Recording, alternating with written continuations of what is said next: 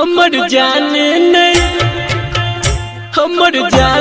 नहीं बुझले मजबूरिया कनी रोक दो डोली कहरिया। हमर जाने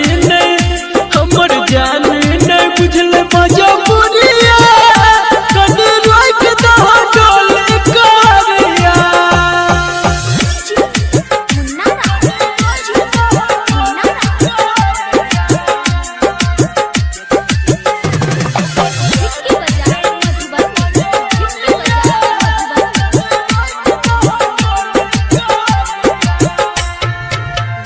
कनी सुना दहो कर मीठ बतिया आखिर बेर देखा दो जान के सुरतिया।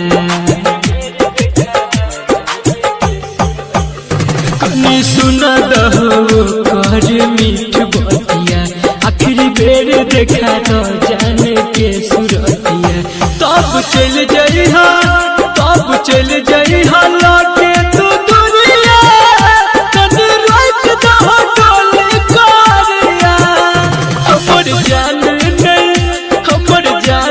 नहीं बुझले मजबूरिया कनी रोक दो डोली कहरिया।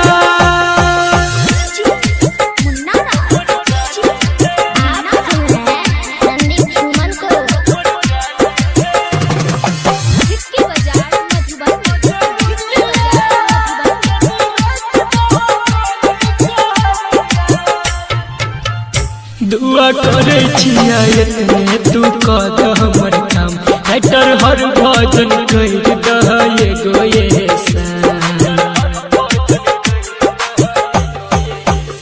दुआ करे छिया इतने तू कद हमर काम हैटर हर भजन कर दह एगो